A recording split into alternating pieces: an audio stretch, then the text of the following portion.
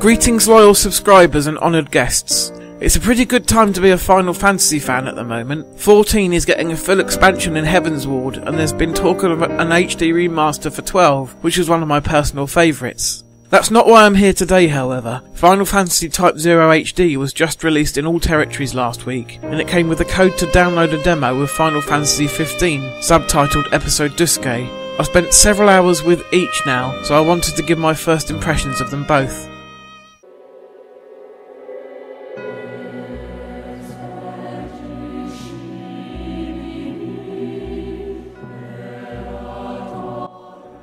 Right from the opening cutscenes, it's clear that Type 0 is a much darker and grittier game than your average Final Fantasy. It's set during a period of all-out war between nations. Soldiers and innocents alike are being gunned down by the invading military forces, and even the poor Chocobos are not safe from being shot and left to bleed out. The first 20 minutes or so paint a very bleak picture indeed. Not long after this, you are given control of Ace, who I would say is the main character of the game, and two other members of Class 0. They manage to drive back the enemy forces and eventually come face to face with the enemy l'Cie. Yes, this concept returns from 13. By summoning the Eidolon Odin, they are able to drive back the l'Cie, and the opposing force retreats. Another cutscene totals up the loss of life from the conflict, adding up to around 60,000 people from all sides. Then an Ultima bomb is dropped on a major city, wiping it out entirely. Against this backdrop of war, you take control of the entirety of Class 0, a group of children with special abilities who are training at a military academy. It's clear that they have been modified in some way, either genetically or magically.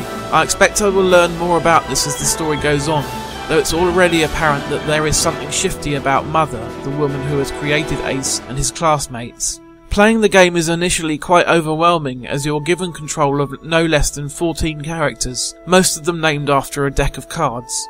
You can take a squad of 3 into a mission with you, and should one of them fall, they can't be revived until the mission is over. Instead, you have to choose another member from the reserves. Should all 14 of you die, then it's game over.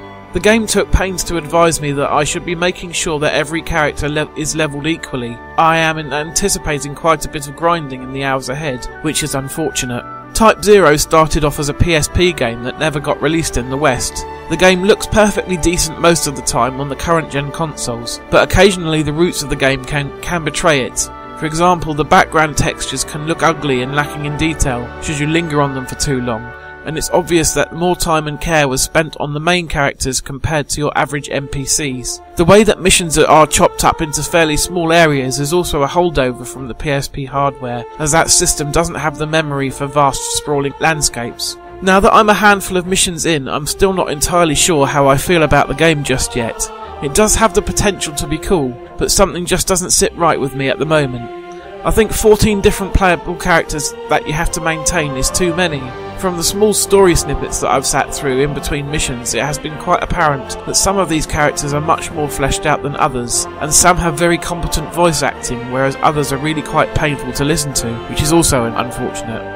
When it became clear that Type 0 wasn't going to get an English release on the PSP, I was really disappointed and started looking into ways of playing the fan translation. However, shortly after that, this HD version for the PS4 and Xbox One was announced, so I pre-ordered a copy without delay. I am glad that I finally have a chance to play the game now, but so far I don't think it's going to go down in history as one of the strongest entries in the series. When I've spent more time with it, I'll be sure to make a follow-up video, either as a full review or just as a summary of my experience.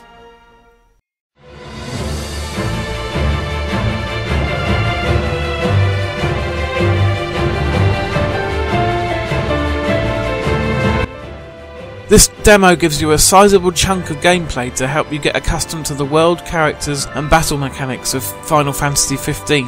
There's a couple of hours of gameplay time in here at least, and quite a bit more should you really take the time to explore and do everything. Your main objective is to track and slay a mighty behemoth named Deadeye, so you can sell its horns and get your car fixed.